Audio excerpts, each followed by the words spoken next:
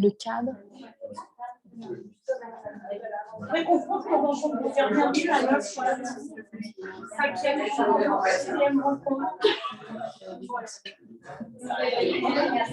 Dans les trois grâces, c'est séparé. C'est séparé. Bonsoir tous. Bienvenue à notre quatrième, cinquième, sixième. Peut-être sur les comptes sur nos rencontres. Cinquième rencontre EG4U. Donc, EG4U, notre et nos merveilleuses rencontres pour phosphorer ensemble, pour faire en sorte qu'il y ait des rencontres, des partages, qu'on puisse, voilà, là on monopolise un petit peu le terrain depuis un moment, quoique la dernière fois c'était avec c'est ça, on va pas monopoliser tout le terrain, on invite aussi, donc sachez-le, pour ceux qui viennent régulièrement, un jour ce sera le tour, trembler, je vous garderai prendre la parole. Et vous présenter, j'espère. En tout cas, c'est le but à moyen, long terme, c'est que tout le monde se connaisse, présente ses façons, voilà, sa profession, sa façon de travailler. On a tous des particularités, n'est-ce pas, même les dentistes. Regarde, ça brille, hein. Moi aussi, je vais pas chez lui. Donc voilà, un petit rappel. Ce soir, on vous fait un petit défilé de mannequins parce que la dernière fois, on était très très nombreux et beaucoup d'entre vous nous demandent mais qui travaille ici parce que voilà, on a des nouveaux. Donc rapidement, vous représentez les personnes qui travaillent ici. On va commencer par Ambre. Allez, Ambre, notre psychologue.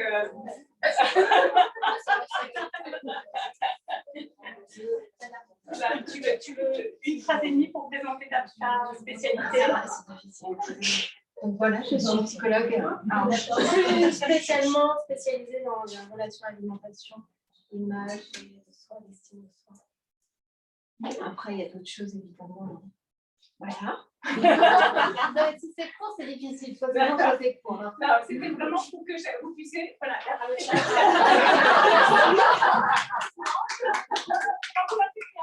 Ce soir, pour changer. Catherine, s'il vous plaît. Catherine Fontaine. Ça me rappelle mon jeune temps. Conseillère, consultante IP machin. Voilà. J'accompagne les mamans allaitantes, voilà, qui ont des projets d'allaitement ou pas d'ailleurs, hein, parce que je suis formée également à la prise en charge des fins restrictives buccaux. Voilà. Deux phrases, on a dit Catherine. C'est mort. C'est. Non, c'est un exercice. Mais non, parce que c'est voilà, ce soir c'est Sophie et Anne, donc c'est vraiment pour que vous mettiez un visage sur nos différentes professions. Marine.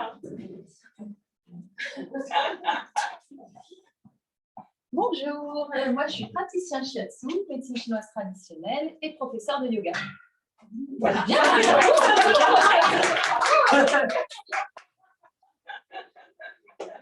Caroline. Caroline fait là nous défiler. Voilà. Bon.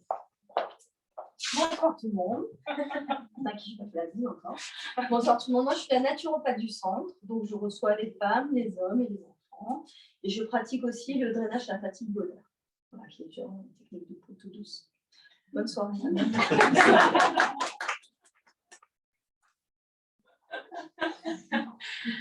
Virginie.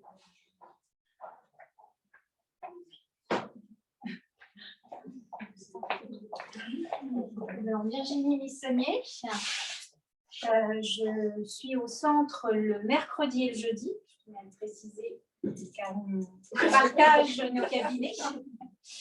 Et je suis hypnothérapeute, thérapeute avec un outil thérapeutique qui s'appelle l'hypnose, le rêve éveillé de la psychanalyse transgénérationnelle. Voilà, et ce soir c'est calme, donc j'ai mis ma robe.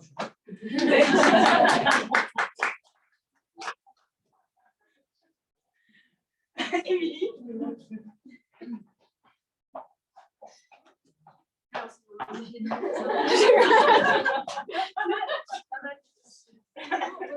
je suis médecin généraliste à orientation homéopathique uniciste. Je me suis installée au mois de mars.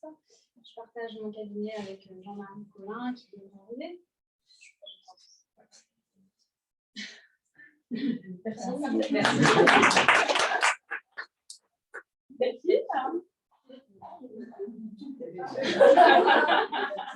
Elle a créé un instant pour nous.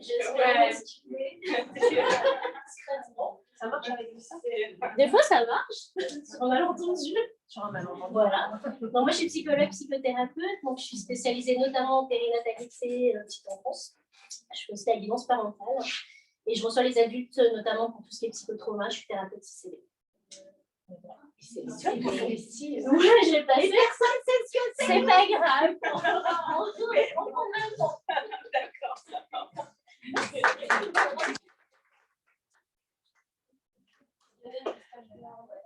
Qu'est-ce qu'il y a dehors? Non, je ne sais pas. Voilà, et puis dans la logistique, je ne dis personne. Hein. C'est bon, c'est pas là. Pardon? Oui, non, mais moi je suis venue comme président. Deux personnes sans qui les choses marcheraient moins bien, c'est Anaïs, dont vous recevez les mails, les invitations, les rappels, les convocateurs. C'est voilà.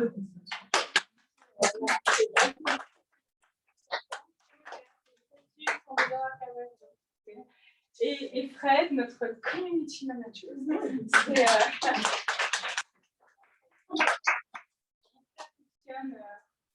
pas mal du tout. Et puis voilà, ma femme sur le plan professionnel. Celle qui a accepté. Bien, on va laisser la parole à Anne et Sophie en arrêt. Je vais commencer alors. Bonjour, moi je m'appelle Anne Bélargent et je suis la doula de l'équipe. Je suis très honorée de faire présenter mon métier qui est très peu connu. Je crois que c'est la soirée des métiers peu connus ce soir. Très honorée parce que je pense que moi, quand j'ai commencé il y a 7 ans, je ne pense pas que j'aurais eu le droit de venir présenter un parterre de professionnels mon métier qui était soit pas connu, soit méconnu avec peut-être des mauvaises impressions, des mauvaises idées sur ce qu'était une doula. Donc, je suis contente de pouvoir vous en parler aujourd'hui. Je remercie le centre de faire parler de ces métiers, de ces choses un peu qui sont à côté. Souvent, c'est un pas de côté, la doula. On est un métier un peu bizarre. Donc, merci de faire parler de ces choses-là. Moi, je suis devenue doula il y a 7 ans. Je crois que c'est basiquement ma maternité qui m'a conduite à devenir doula. J'ai 3 enfants et après mes 2 premiers enfants, je me suis formée à ce métier. Si je vais en parler aujourd'hui, plutôt donc de la partie du post-natal. Moi, en tant que doula, j'accompagne les futurs et jeunes parents, donc j'interviens pendant la grossesse, parfois le jour de l'accouchement, et aussi pendant tout le post-natal. Le post-natal peut durer 1 mois, 6 mois, ou 3 ans, ou même plus, en fonction des parents. Mais ce soir, on s'est dit qu'on a une thématique un peu parentalité. Donc, je vais vous parler surtout de mon intervention auprès des tout jeunes parents. Une fois que ça y est, le bébé est là, le bébé est dans leurs bras. Est-ce qu'une doula peut apporter à ces jeunes parents? Et donc, quand moi, je me replonge en pourquoi je suis devenue doula, c'est vraiment pour être auprès de ses parents à ce moment-là, même si une intervention peut démarrer bien avant, pendant la grossesse. Mais c'est vraiment pour moi important de partager ce soir, c'est que c'est justement pour être auprès des parents au moment où je trouve de grandes vulnérabilités, de grandes forces aussi, mais de vulnérabilité, que je suis devenue doula. Moi, quand j'ai eu ma première fille, quand elle était parfaite, elle dormait bien, l'allaitement se passait super bien. Et pourtant, quand j'y repense, c'était quand même des semaines et des journées très particulières d'avoir un bébé dans les bras et de faire plus que ça, non-stop, 24 heures. Je pense que je ne sais pas si vous avez récemment, si vous vous souvenez, ou si vous n'avez pas encore eu cette expérience-là, mais s'occuper d'un bébé 24 heures sur 24, tout le temps et quasiment tout lui donner. En plus, après avoir juste accouché, quand même, maintenant il y a un bébé dans les bras, Voilà. C'est quand même assez particulier. Et moi, je me rappelle de deux choses très importantes. C'est la première chose, c'est que j'ai ma mère qui venait régulièrement, et pas pour me parler, alors un peu pour dorloter ma fille, mais pas trop pour me parler, et puis pour me donner des conseils, mais elle passait, elle faisait un petit brin de ménage, elle faisait une machine, et elle repartait. Et je crois que c'était tout ce dont j'avais besoin, d'avoir quelqu'un qui endorme mon bébé un petit peu, voilà, parce que 24 heures sur 24, il y a un papa dans l'histoire, mais il travaillait beaucoup, voilà, puis même deux, c'est pas trop pour s'occuper d'un bébé. Donc avoir un petit coup d'avoir des parents en plus, c'était super. La deuxième chose vraiment dont je me rappelle, c'était que tous les 15 jours, la maternité organisait des cercles de parole, enfin des sortes d'échanges, avec une conseillère en lactation d'ailleurs, mais j'avais aucun problème d'allaitement. Mais moi, j'allais dans ces temps d'échange, j'avais besoin de sortir de chez moi, de rencontrer du monde et d'être en lien. Donc, je crois que c'est vraiment ça que je veux apporter aux familles, c'est d'être là pour elles, de leur dire que ce qu'elles vivent, c'est évidemment beaucoup de bonheur, mais quand ça se passe, voilà, des jours où on est un peu plus down, ben c'est OK, on traverse tout ça. C'est vraiment ça qui m'a motivée pour devenir là. Je crois que ce qui définit mon métier, c'est un métier de l'intime. Donc déjà, j'interviens à domicile. Je rentre vraiment dans les familles. Ici, parmi vous, il y a des personnes qui travaillent à domicile. Vous savez à quel point, quand on est à domicile, ben, on rentre vraiment dans la bulle privée de ces familles. En plus, moi, mes interventions sont plutôt longues. C'est le temps, mon premier outil. Donc, quand j'arrive chez les parents, en général, je reste 1h30, 2h, voire 2h30. Voilà, pour vraiment avoir le temps de prendre soin d'eux sur différents registres. Je vais les retenir. Voilà, ma première arme, c'est le temps. Donc, cette intimité, c'est important pour moi. Ça définit vraiment ce que je leur apporte. Je pense que quand une femme a d'autres besoins et qu'elle va le chercher à l'extérieur, qu'elle va consulter son ostéopathe, sa conseillère en lactation, quand elle va chercher vers l'extérieur, elle va chercher des réponses. C'est une dynamique différente que quand moi, j'arrive chez elle et que je prends soin d'elle. Je pense que la femme, elle s'autorise à ce moment-là à se poser, à être dans cette zone un peu de vulnérabilité. Pour moi, ce terme n'est pas du tout péjoratif, c'est même plutôt, voilà, c'est un beau terme, la vulnérabilité. Et elle s'autorise juste à être. Il y a beaucoup de choses qui peuvent peut-être voilà, lâcher. Elle s'autorise surtout à recevoir, d'avoir quelqu'un qui prend soin d'elle. C'est important en postnatal. Tous les regards se tournent vers le bébé. Moi, je reste vraiment centrée sur les parents, donc la femme en particulier, mais aussi le couple et toute la famille. Et voilà, donc je prends soin d'elle. Il y avait trois choses, voilà, en réfléchissant à ce que je pouvais, comment décrire mon métier autour du postnatal, que je vais partager avec vous. La première, c'est trois intentions qui me motivent. Et voilà, quand j'arrive à domicile, je ne sais jamais ce que je vais faire. Mais il y a trois intentions qui m'animent. La première, c'est de remettre les parents au centre, voir que la femme retrouve son propre centre.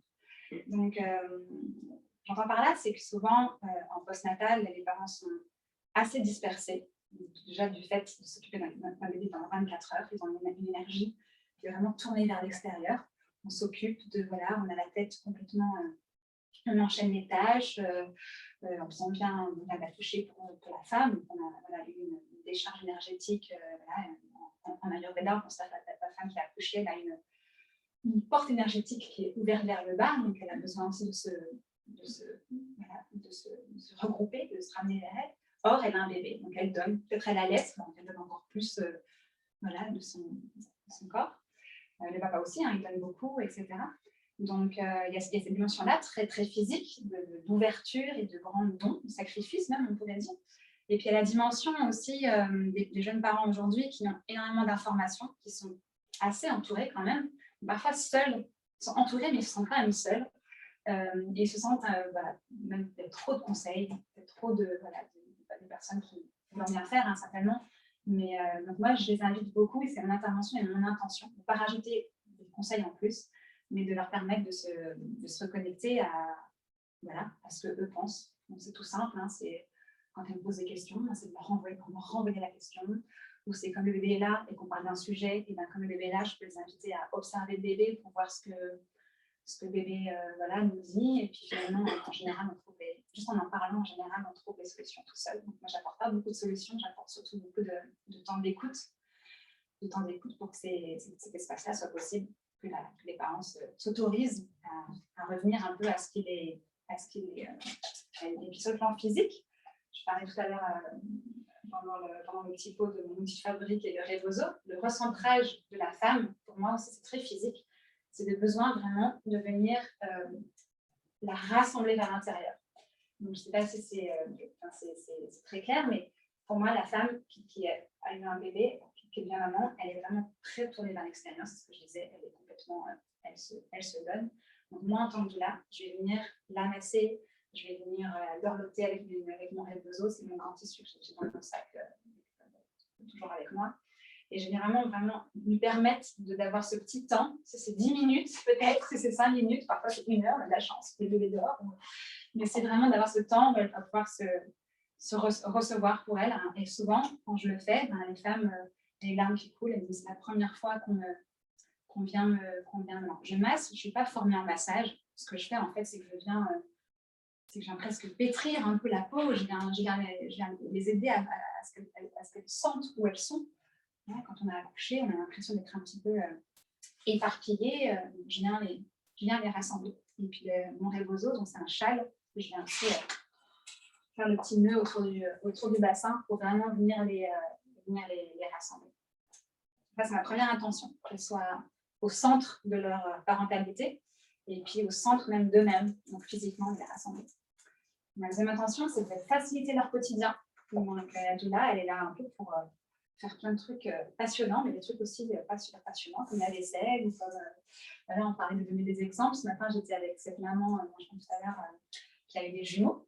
Et en arrivant, elle me dit que les garveuses, elle s'en sort super bien, elle est toute bien habillée, elle n'est vraiment pas débordée, hein, mais elle me disait quand même, on enchaîne les tâches, j'ai jamais le temps de faire un truc avec un enfant, je voudrais peut-être masser mon enfant. Et en fait, donc, moi, je lui ai proposé de garder un des bébés pendant qu'elle faisait l'échange et passait un petit temps de privilégier avec son bébé. Et le deuxième, elle dormait. Alors, qu'est-ce que j'ai fait? J'ai fait la vaisselle, j'ai rangé un peu, j'ai fait ce que je pouvais être pour être la plus utile en fait, à cette famille. Et elle est, un quart d'heure après, elle est rentrée, elle était contente, elle avait son petit rentrée. Elle est revenue dans le salon. Elle avait son petit massage, elle avait son petit temps. Voilà, puis on a parlé du massage. Tu sais, le massage, c'est pas forcément d'avoir 1 heure devant soi et faire un grand massage sur son bébé, mais c'est d'avoir 10 minutes et puis de masser un peu les jambes. Donc, je réfléchis avec elle sur comment elle pourrait mettre ce petit rituel de massage en place avec ça. Et puis après, on a fait un serrage du bassin.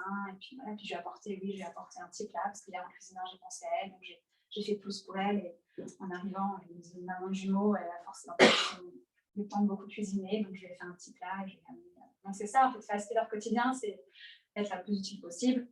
Si c'est faire une course, ça ne me dérange pas. Et si c'est garder le chien, j'avais fait ça. Mais je sais pas, je ne pas trop bon. Mais pourquoi ça, je crois que j'arrive. Donc, c'est mon autre intention qui permet en fait aux parents juste de vivre le moment de manière un peu plus légère, peut-être, apporter un peu de légèreté dans ces moments. Et puis ma troisième intention, c'est vrai que j'ai un peu plus de mal à décrire, mais c'est vraiment d'être le témoin de tout ce qu'ils vivent. En général, donc ces familles, je les suis depuis la grossesse, mais parfois avant la grossesse. C'est peut y avoir aussi fausse couche, donc puis regrossesse, puis donc du coup des familles que je suis longtemps. Et donc du coup ma posture quand j'arrive chez eux, c'est aussi de leur permettre par mes yeux, par le miroir que je leur offre, qu'ils constatent tout ce qu'ils ont traversé et tout le chemin qu'ils ont fait. Et quand les moments on est un peu en désespoir, on a l'impression qu'on n'y arrive pas, l'impression qu'il n'y a que nous qui n'y arrivons pas, et que c'est d'à côté, ils y arrivent mieux que nous, de pouvoir rediscuter, de montrer de tout ce chemin parcouru. Et puis elles se sentent vraiment différentes en général. Donc je leur parle à quel point c'est tout à fait naturel, on se sent souvent différente quand on a accouché. Je leur parle de matrescence, c'est un terme qu'on a mis dans l'intitulé un petit peu de la soirée d'aujourd'hui. Je ne sais pas si on entend parler de ce terme, la matrescence, qui est cette contraction entre maternité et adolescence, pour décrire toutes les transformations qu'une femme peut vivre quand elle devient mère, une sorte de crise un peu identitaire. Donc, tout le monde ne la vit pas de la même manière, et pas le même moment peut-être, mais quelque part il y a un peu ça, il y a changement corporel, je ne me reconnais plus, il y a des envies qui changent. J'étais une super avocate dans mon cabinet, et puis là mon bébé arrive, tout d'un coup je ne pense plus du tout à mes dossiers, je suis concentrée sur autre chose, mais je ne me reconnais pas. Donc, il y a toute cette transformation-là. Quand je dis le miroir de leur changement, c'est aussi ça, c'est d'être le miroir bienveillant de tout ce qu'elle, tout ce qu'elle vit. Donc, et mettre des mots. Je pense que mon premier outil, même si j'ai mon rêve dans mon sac, mon premier outil, c'est surtout, comme je disais, le temps et l'écoute, de me poser et puis d'avoir le temps de parler. Peut-être que parmi vous, il y a des professionnels, justement, vous avez moins de temps et vous sentez souvent peut-être les parents qui ont besoin de parler plus. Enfin, moi, ce temps-là, j'ai que ça comme outil. Voilà, je ne suis pas en charge, moi, je ne suis pas thérapeute, je ne suis pas en charge de les emmener quelque part, je ne suis pas coach, je suis juste là pour être ce petit soutien, cette petite aide en plus qui va peut-être faire qu'ils vont vivre les choses un peu différemment. Et puis surtout les faire sentir comme, je pense, apporter beaucoup d'humanité en fait dans ce moment de la naissance, les humains comme les autres, avec nos propres fragilités et nos forces, et donc de ramener des choses à donc voilà, parfois ça peut durer très longtemps, il y a des parents que je garde en contact assez longtemps, d'autres c'est juste pour quelques rencontres après le post-natal, puis après ils vivent leur vie, c'est très bien pour moi. Moi, je n'ai pas de cadre particulier dans les interventions, c'est vraiment très à la carte. Donc, les parents, ils m'utilisent comme bon ils semblent, comme bon leur semble, en fonction de leurs besoins. Donc, quand j'interviens, souvent, je ne sais pas si je vais les voir 10 fois, ou si je vais les voir 2 fois, ou 50 fois. Et voilà, ça se construit au fur et à mesure. Donc, c'est très, très à la carte, très en fonction des besoins. Et voilà. Et donc, chez IJ, j'ai la chance de pouvoir participer à cette superbe équipe.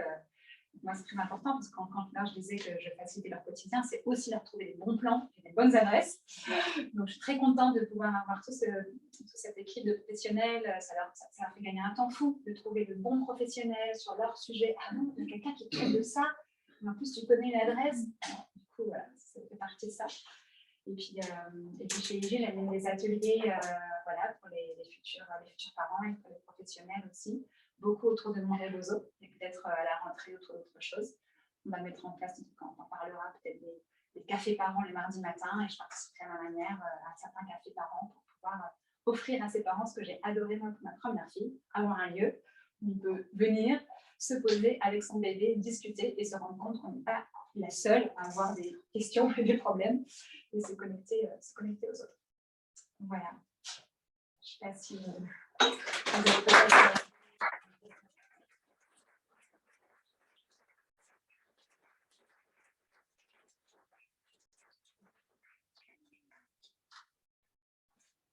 des remarques, des témoignages. Oui, Caroline. Moi, j'ai une question. Quelle est la fréquence en fait, des visites en pré-accouchement et ensuite à l'enfant?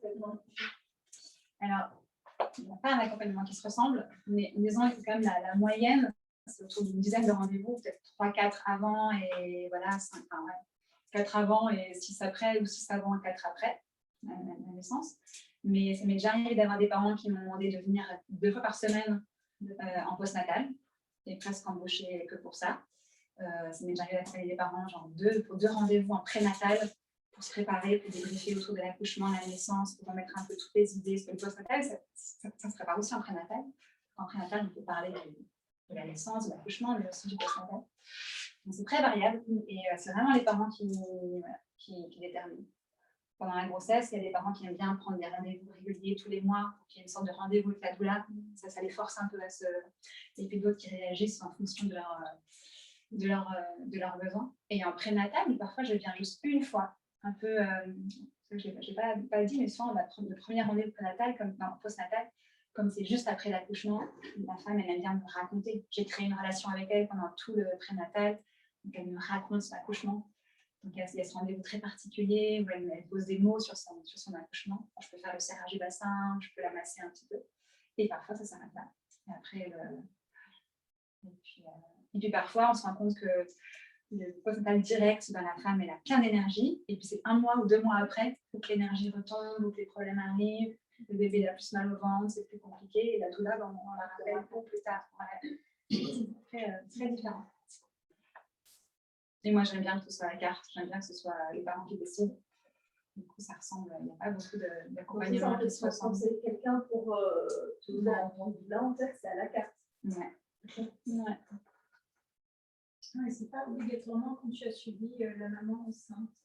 Non, ça m'est arrivé 2 fois, vraiment d'être notamment des mamans étrangères qui ont dans leur pays des systèmes de soutien autour du postnatal beaucoup plus renforcés et qui, non seulement elles sont en France, donc elles n'ont pas leur famille, elles ont pas mais en plus ont l'habitude, j'avais accompagné une maman coréenne en Corée du Sud, il y a des endroits où les femmes elles vont passer 15 jours ou 3 semaines, alors c'est surtout les femmes les plus aisées, quand on a moins d'argent, c'est dans sa famille, on va chez ses grands-parents, enfin chez la famille, il y a vraiment ces endroits où les femmes elles peuvent pendant 15 jours s'occuper que d'elles et de leur bébé.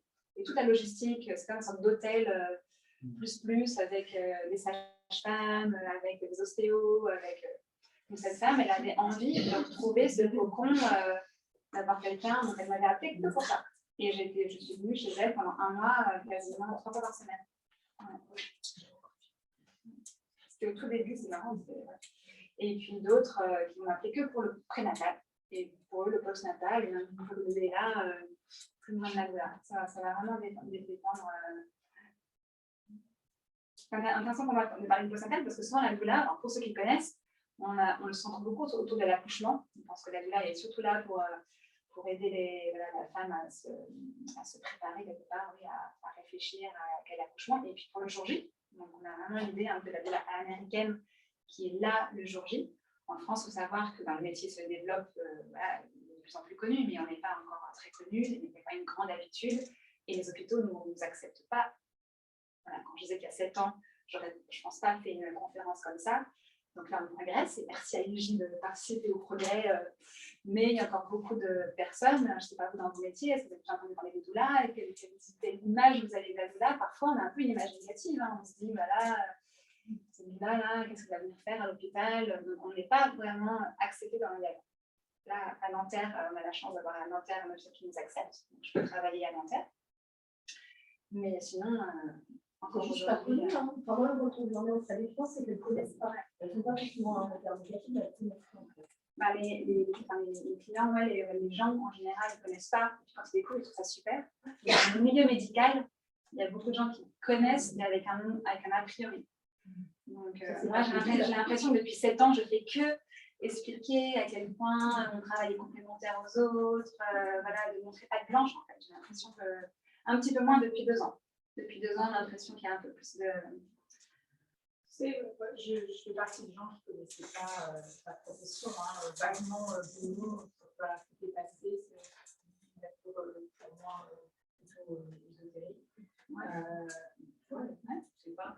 Et je pense, à toi, Marc, je pense que je te connais toi, comme là, parce qu'en cabinet, moi, ce que j'ai vu dernièrement, régulièrement, c'est des femmes qui ont des effondrements prolapsus 2-3 semaines, 1 mois après l'accouchement. Donc, on n'est pas en postpartum immédiat, c'est même pas de l'accident. Ça ne ressemble pas à un accident obstétrical pur, ça vient en décalé. Alors évidemment, on peut imaginer que ça a été aggravé par le portage du bébé, qui était plus ou moins difficile, il a fallu beaucoup consoler, etc. Mais je pense, c'est une discussion qu'on pourrait avoir avec François, avec les homéopathes, parce qu'on en parle souvent des remèdes homéo pour tout ce qui est effondrement de plancher pelvien. Ils m'ont appris dans leur façon de penser à poser certaines questions. Et ce qu'on retrouve dans les questions, ce sont des femmes qui n'ont pas pu, qui ont manqué d'appui, manqué de soutien.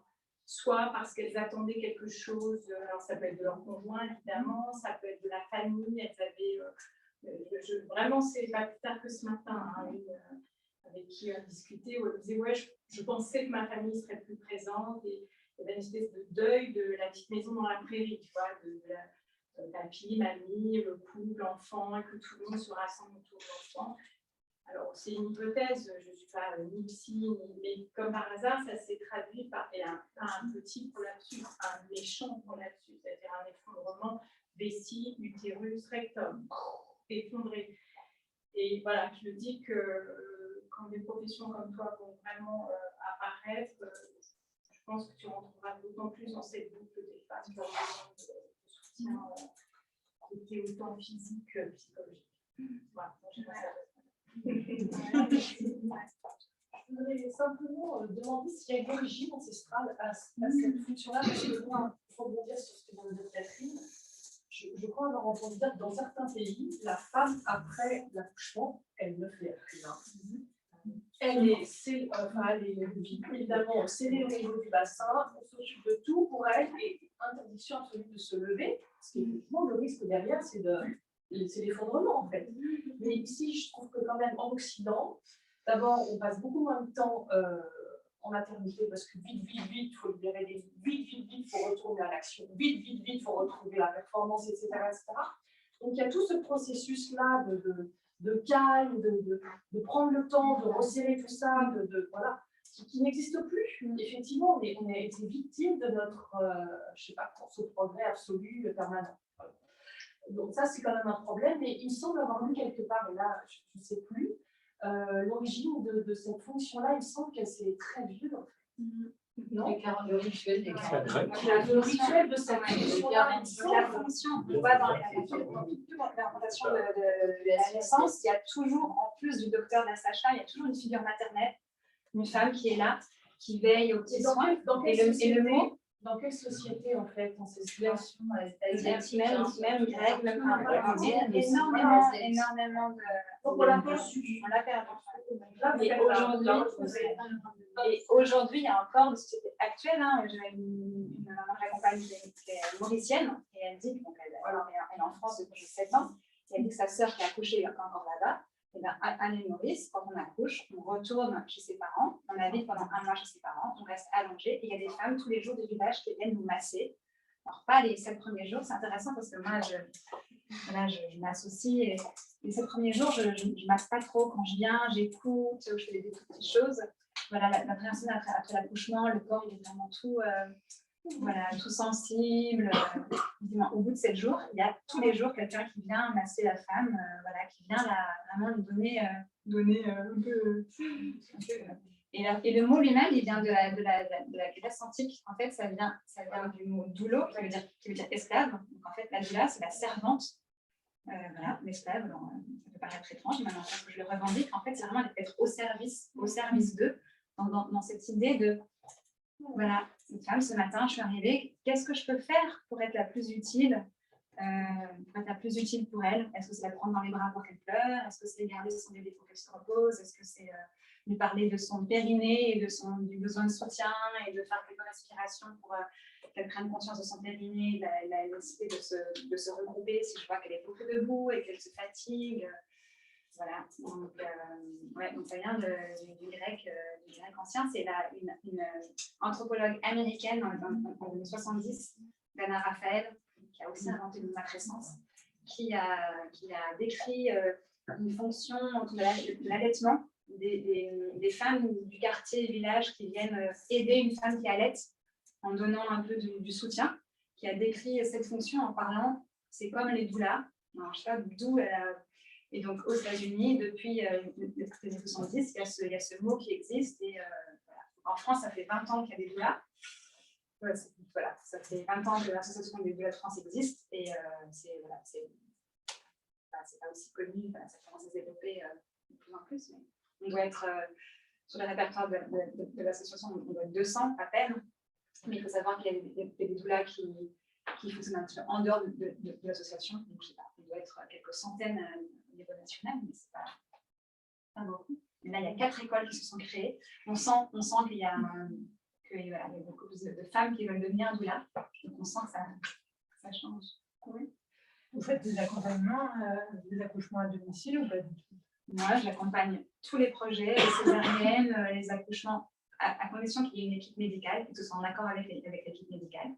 Donc, mais effectivement, en accord avec l'équipe médicale, ça m'est déjà arrivé d'accompagner une maman solo à l'hôpital et où elle avait demandé si sa doula pouvait venir. On avait dit non, on préfère que vous soyez toute seule. Donc là, ça m'est déjà arrivé de venir quand même. Donc c'est avec l'accord, mais disons qu'ils étaient OK pour que sa copine vienne, mais pas sa doula. J'étais la copine. Mais sinon, c'est toujours en accord avec l'équipe médicale. Donc quand c'est un accouchement à domicile, avec les sages-femmes, bien sûr, qui font l'accouchement à domicile. Il y a des hommes doula? Il y a un homme doula.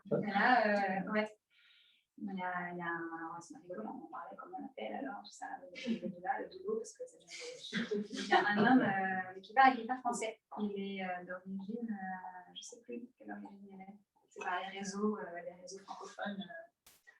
On est en lien, mais je ne sais plus de quelle lieu il pratique. D'accord. Je connais aussi. Français.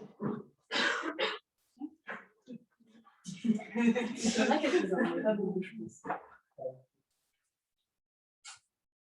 Merci pour votre écoute.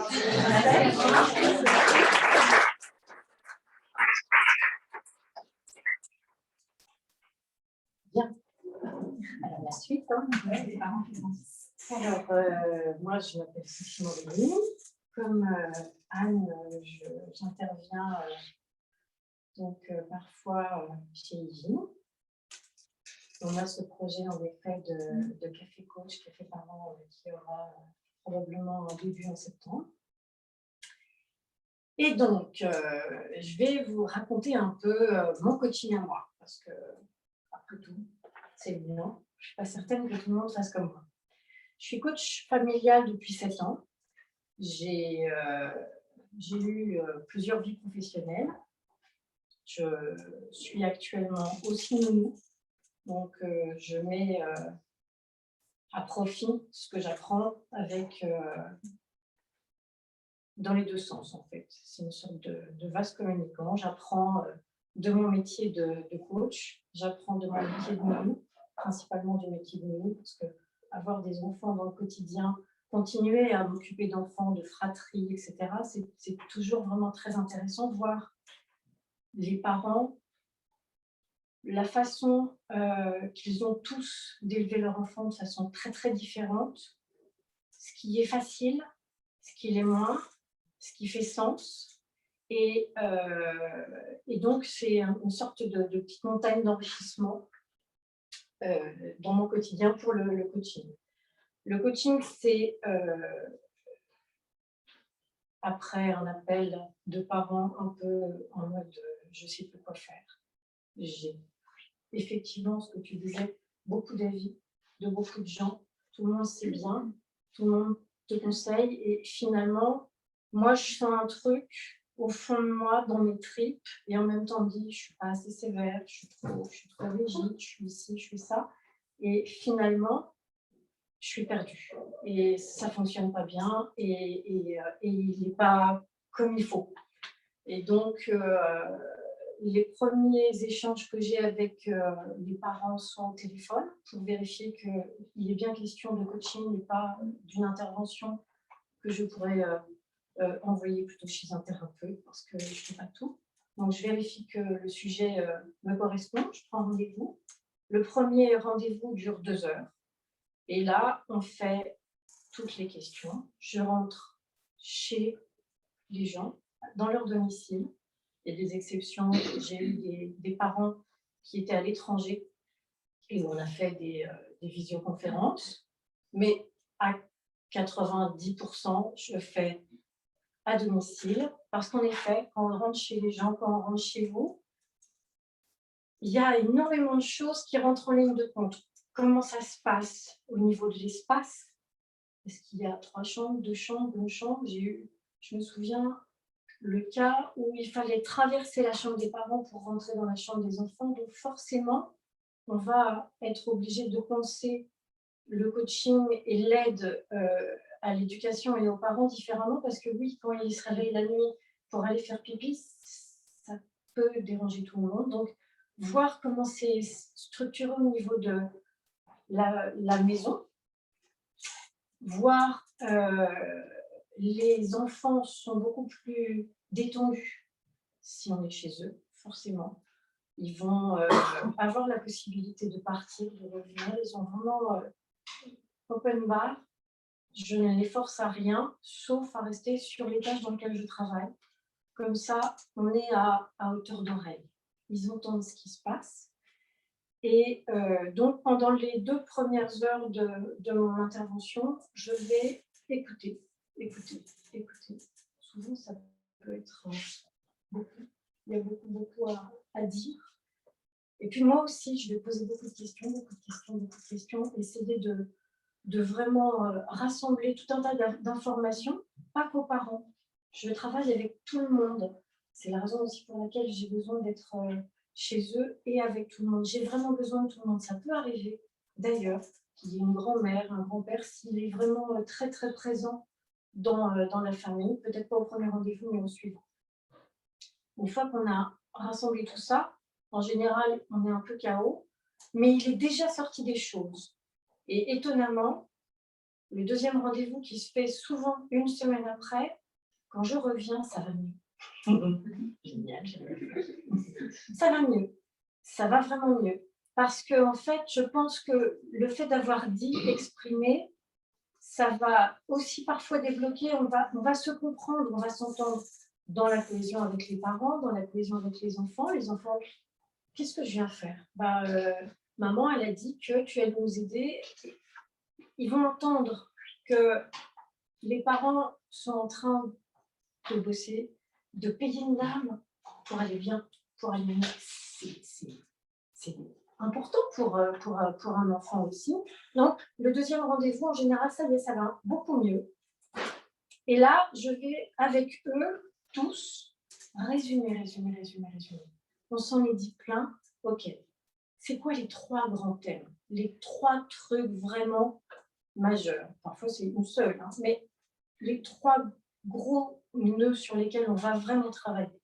Et donc, on prend nos 3 grands thèmes et on décide lequel, 1, 2, 3. Après, on est souple, surtout moi, mais quand même, on va essayer malgré tout de se donner un petit cadre. J'ai tendance à un peu déborder dans les cadres, donc j'essaie d'avoir un petit cadre à ce niveau-là. Une fois qu'on a décidé de nos 3 grands thèmes de travail, ce que je vais proposer, c'est souvent, donc, dans ce premier rendez-vous, c'est déjà de commencer à leur proposer des idées. Donc, généralement, je vais avoir le problème du sommeil, les endormissements. C'est vraiment très fréquent. Les colères, je pense même que les colères, je ne sais pas si c'est en 1 ou en 2. Colère en 1, colère. Partout, tout le temps, les grosses émotions, les émotions fortes, les émotions difficiles. Et donc là, c'est une de mes marottes. J'aime vraiment beaucoup travailler les émotions parce que une des premières questions que je pose aux parents, c'est OK, comment est-ce qu'il a le droit d'être en colère? Et là, en général, j'ai des grands yeux, de la part des enfants comme de la part des parents. Non, il n'est pas en colère. Mais si, comment est-ce qu'il peut être en colère? La colère, c'est un outil. C'est un outil que le corps nous offre. La peur, la colère, toutes ces émotions qui sont puissantes ne sont pas obligatoirement nuisantes. Elles sont utiles. Donc, comment est-ce qu'on va conserver cette information, laisser l'enfant exprimer cette information, un peu plus, pas maîtrisée, mais en tous les cas, qu'il soit d'accord avec nous sur OK, qu'est-ce que tu peux faire? Tu vas dans ta chambre si tu as besoin de crier, peut-être dans un coussin, tu vas peut-être avoir des papiers, des chiffonnets, etc. C'est pas facile pour lui au démarrage, mais on fait vraiment des accords avec les enfants et ça fonctionne. Ça fonctionne parce qu'il a compris qu'il a le droit d'être en colère. Et non seulement il a le droit d'être en colère, mais papa et maman aussi. Et on ne travaille pas que sur la colère des enfants. Je travaille aussi avec les parents sur leur colère à eux. Parce qu'un enfant apprend principalement du silence, pas des mots. Et donc, c'est tout ce qu'on fait qu'ils vont noter. Bien sûr, tout ce qu'on dit, ça va peut-être impacter, mais c'est ce qu'on fait, comment on le gère, comment on gère. Comment je suis en colère? Comment est-ce que moi, je montre à mon gamin que je peux être en colère? Et donc, je vais aussi avoir un travail avec eux de votre façon à vous d'être en colère. Il va falloir qu'on l'évoque parce que vous allez leur montrer la meilleure façon de le vivre. Donc, il y a la colère, il y a les dodos, l'obéissance. C'est un peu compliqué parce que je suis pas obligatoirement pour l'obéissance. mais on en parle. Je suis ouverte à la conversation. Je pense que, en fait, j'essaie toujours avec les parents de leur donner des outils pour qu'on soit nous autonomes et eux autonomes. Et l'obéissance, c'est pas obligatoirement une super autonomie. Je donne des cadres. On va essayer de trouver des cadres. Donc, comment est-ce que tu peux être en colère? Tu es dans ta chambre, tu fais ci, tu fais ça. On signe un papier ensemble, on est d'accord. On va faire un joli petit poster et il va voir de temps en temps, il peut y avoir une roue, un machin, etc. Il va voir, aujourd'hui, je vais être en colère comment? C'est joli sur le papier. En vrai, quand ils sont en colère, c'est rare qu'ils soient là. Je vais aller voir le blond de Gad Elmaleh. Hop, hop, hop. On va aller, non. Mais on y arrive petit à petit, etc. Surtout donc quand on a réussi à gérer nos parents et nos colères de parents. Quand un parent finit par accepter de gérer sa colère en disant « stop, là, je suis au maximum de ce que je peux supporter. Je vais 5 minutes dans ma chambre prendre soin de moi. Je reviens dans 5 minutes. » Et ça marche. Et là, ça impacte. Donc, il comprend que papa est en colère, maman est en colère. Il est parti. C'est pas contre moi, mais ça marche. Et je me perds un peu, excusez-moi. Et donc, voilà. La colère, c'est vraiment une des principales... c'est vraiment un fil très, très important dans la famille. Parce que c'est ce qui vous embête le plus à gérer avec vos petits loulous. Qu'est-ce que je devais vous dire d'autre? Comment? L'obéissance. L'obéissance. Ben voilà, donc oui, moi, toujours pareil, je pense que quand on a vu pour de vrai des enfants à qui on a fait confiance, moi je bosse avec des enfants, le plus petit ne m'a jamais tenu la main dans la rue. C'est juste inimaginable. Je me fais un tout petit peu engueuler par les gens dans la rue quand je me balade avec un truc grand comme ça, sans le tenir. Mais il n'y a pas besoin d'obéissance parce qu'il y a besoin de conversation, de confiance et de croyance. Je le connais, attention. Il y a des gamins, c'est même pas en rêve, ça. Ce que je suis en train de dire, c'est pas une généralité. Il y a des mots, c'est pas possible. Ils sont comme ça. Non, vous ne laissez pas, on tient bien sec, bien serré.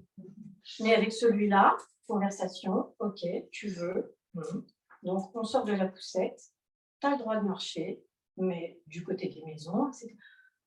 Et si tu ne m'écoutes pas une seule fois, c'est retour dans la poussette.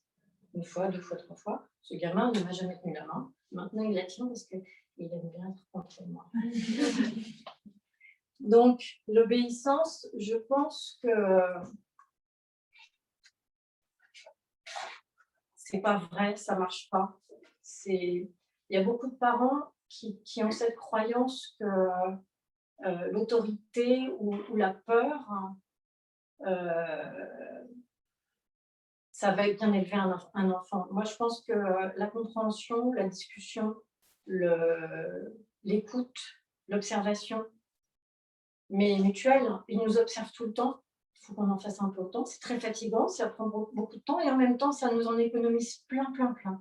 C'est-à-dire que quand on est vraiment bien dans nos baskets, bien au fond de nous, tout à fait sûr de ce qu'on est en train de faire et en confiance de cet enfant qui est en train de nous montrer seconde par seconde que toute la confiance qu'on leur donne, elle est juste,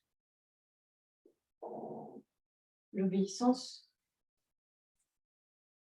en fait, pour moi, ça n'existe pas. C'est pas un terme qu'on emploie beaucoup. Mais c'est vrai que c'est un terme qu'on me donne, qu'on exprime. Et donc, j'essaie d'écouter, bien sûr, et je ne suis pas là avec mon écriteau et je ne suis pas en train de faire une manifestation. Je ne suis pas un gilet jaune des coachs familiaux. Je revendique rien. Et si eux, ils ont une façon différente de jouer, je joue avec eux dans leur partition. Je ne vais pas arriver avec mon arc-en-ciel, ma licorne et ma libellule. Ce n'est pas vrai. Je pars à partir de ce que j'ai en face de moi et des gens que j'ai en face de moi. il y a des gens qui sont forts, puissants, inquiétants, et c'est OK. On va grignoter un morceau par un morceau, tout doucement, tout doucement, tout doucement. On va en parler, et quand ils vont voir la vitesse à laquelle votre enfant va réagir et va répondre, et ce que ça va changer dans leur quotidien, en général, les papas ne m'appellent pas, voire ne me veulent pas, et c'est eux qui demandent quand est-ce qu'on la revoit. C'est rigolo, hein. J'ai en tête un couple qui s'est séparé, et le papa était vraiment contre, hein. Et quand ils se sont séparés, c'est lui le premier qui m'a demandé des rendez-vous pour continuer le travail. Donc, on peut avoir des gens qui sont sur leurs principes, et je n'arrive pas avec mes valeurs, mais j'arrive avec mes convictions et avec mon historique. Je l'ai vu. J'ai tellement vu d'enfants, j'ai tellement travaillé avec des enfants dans mon métier de nounou, et j'ai tellement vu aussi de réactions dans le métier de coach, que je m'assois là-dessus fort. Donc après, mais en fait, c'est strictement la même chose qu'avec les enfants. Ma conviction, elle est tellement importante que je pense que la conversation, elle passe. Voilà. J'avais fait un truc d'enfer. Voilà. Après, qu'est-ce que je peux vous dire? Voilà. Donc après le deuxième rendez-vous, on arrive au troisième rendez-vous qui va durer 1 heure aussi. Et là, au deuxième rendez-vous, on avait commencé à proposer 2 outils. Et au deuxième rendez-vous, je viens vérifier, accompagner, écouter, aider. Et là, c'est d'enfer. Tout marche super bien. Et je suis le Dieu vivant. J'en ai qui m'ont dit, vous ne prenez pas assez cher. Et au 4e rendez-vous, c'est la cana. Ça y est. Le petit a commencé à regarder comment ça marchait. Il s'est dit non, c'était plus confortablement, parce que ça demande quand même un petit peu d'attention. Et puis surtout, en fait, il vient vérifier une des choses principales et vraiment importante dans l'éducation des enfants, c'est la solidité de la petite barrière que vous leur offrez.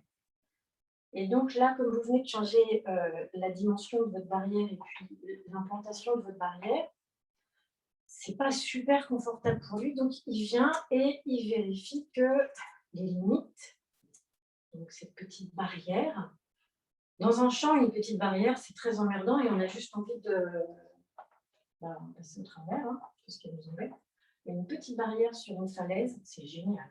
Donc ils vont vérifier quand même, parce qu'ils ont conscience que d'un côté, il y a quand même une falaise et qu'ils peuvent être en danger. Mais donc, le 4e rendez-vous, j'ai des tests de barrière tout le temps, et c'est bien. Et donc là, c'est vrai que les parents ont besoin d'être solides et convaincus. Donc, non seulement il y a le 4e rendez-vous, mais surtout SMS et téléphone, parce qu'en général, là, ils pressent un peu. Et donc, j'ai des SMS et des coups de fil de ça va pas du tout, il dort plus, ou il fait des crises, c'était merveilleux et ça y est, ça va plus. Et on reprend, on souffle un coup et on y va. Et quand on passe ce tout petit temps, qui n'est pas très long, on arrive sur notre petit moment où le gamin, ça y est. Il a vu qu'on avait changé la position de la barrière, la hauteur de la barrière, la structure de la barrière. Papa et maman tiendront et ça va. Et donc là, ça y est. On peut avancer sur l'épisode 2 et l'épisode 3. J'ai principalement entre 4 et 10 rendez-vous au cours d'un coaching familial. On peut me rappeler beaucoup plus tard. J'ai des appels qui sont 2 ans plus tard. Et on reprend tout et on recommence parce que c'est un peu détendu, on a un peu oublié, c'est OK, tout va bien. Et puis, il y a des gens qui... j'ai eu quelquefois un rendez-vous, un seul.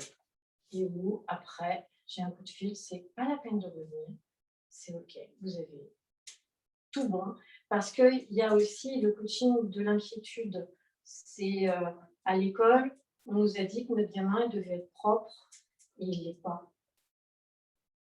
Non, il ne l'est pas. Et donc, pour l'école. Et donc, ça leur donne beaucoup plus de structure, de force à l'intérieur, parce qu'ils sont entendus par des gens qu'ils valident aussi comme étant des gens qui travaillent avec des enfants. Et c'est OK, ça va. Il n'est pas propre. Il faut lui laisser un peu de temps. Et puis, et ça fonctionne. Donc, c'est vrai qu'au bout d'un rendez-vous, ça a fonctionné. J'ai ce souvenir, ça a très, très bien fonctionné tout de suite. C'est même surprenant, quoi. Le gamin, il a arrêté d'être sale, alors mais de faire caca dans son pantalon, parce que les parents avaient lâché prise et c'était plus cette pression de tension vraie quand on va chercher le gamin à l'école et qu'on nous donne encore un sac et qu'on se fait engueuler par les instits. C'est super violent tout ça. Et donc, une fois que je leur ai dit, oui, OK. Et bien, ils disent oui, OK, aux instits. Et les instits, du coup, se calment. Et quand il y a un calme général, également, il peut faire sa live. Et puis, ça se déroule tranquillement. Donc, voilà ce que je pouvais vous partager. Après, je peux à peu près parler pendant une vingtaine d'heures. Parce que je suis un peu accro à cette activité. Et que c'est ce qu'on disait avec Anne tout à l'heure, quand on a choisi nos métiers, c'est obligatoirement parce que c'est pas parce qu'on était en train de se demander comment payer nos impôts, mais c'est parce qu'on a à l'intérieur de nous quelque chose qui est différent et qui est vraiment un feu sacré. Et moi, je le ferais sans qu'on paye, mais il ne faut pas le dire.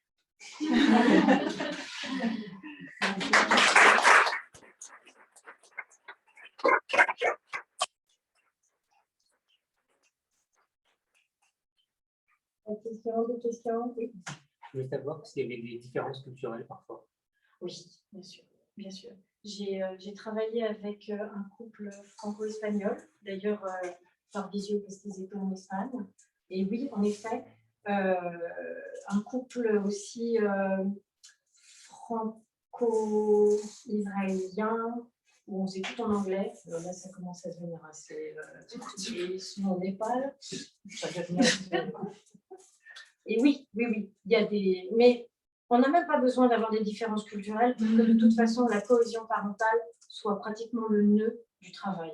C'est-à-dire que un des trucs vraiment que je donne aux parents, c'est celui qui fait, c'est celui qui sait. On se tait. À la limite, si vraiment on trouve que c'est abusé, ce soir, on en parle. C'est difficile au début, mais en fait, c'est souvent, je demande aux parents, essayez une journée, vraiment, de dire oui à tout, aux enfants comme à votre conjoint. Oui. La journée du oui, c'est génial.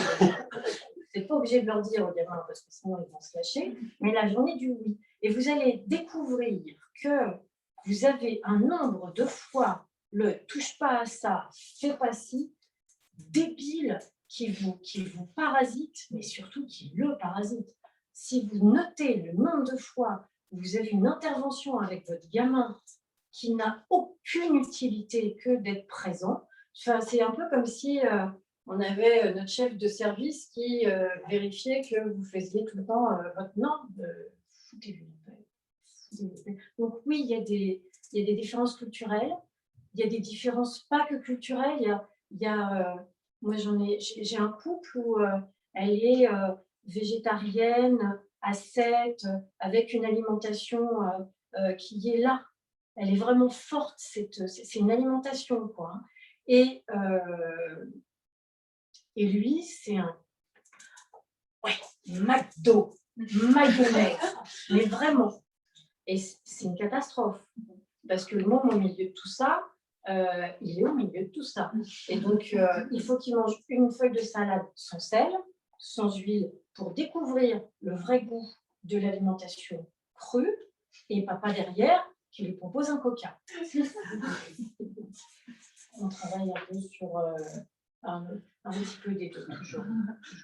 on avance tout le temps, mais pratiquement à 70%, c'est avec les parents en fait que je vais avoir une intervention. Je parle avec les enfants, je regarde les enfants, je peux intervenir avec les enfants, mais c'est vraiment sur le couple parental. Et j'ai oublié de dire que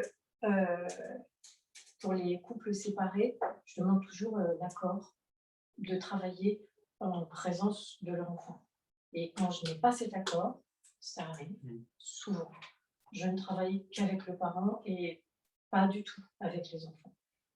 Mais ça marche aussi, sauf que je n'aurai pas tous ces détails de le gamin qui vient, papa, maman, toutes les 3 secondes, comment est-ce que vous allez le gérer? Je ne saurais pas comment vous gérez votre seconde du gamin, parce qu'il y a des parents qui s'interrompent volontiers 20 fois dans 4 minutes pour répondre au gamin sans lui donner de limite.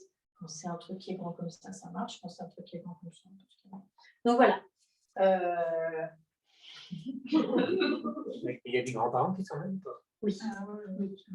Je demande parfois à des grands-parents de venir parce qu'il y a parfois des grands-parents qui sont coparents, qui vont vraiment être dans la boucle de l'éducation. C'est eux qui vont les chercher à l'école, ils vont s'en occuper jusqu'à ce que les parents reviennent, un week-end sur 2. Il y a vraiment des grands-parents comme ça. Et avec parfois une espèce de dictature, comme c'est gratuit et que le parent il est quand même un peu dans... Ça peut arriver, ça m'est arrivé avec des couples séparés. C'est difficile hein, quand on est une maman seule, que le papa a un peu démissionné ou l'inverse. Et puis, si mon papa à moi veut bien et ma maman à moi veulent bien s'occuper du chouchou doudou, il y a des conditions. Donc, on travaille sur les conditions et sur la cohésion avec, en fait, un peu comme un autre couple. Merci.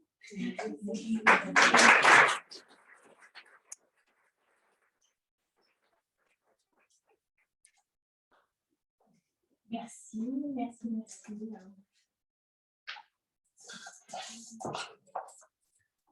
Bon, je crois qu'on a fait le tour. Pas d'autres questions sur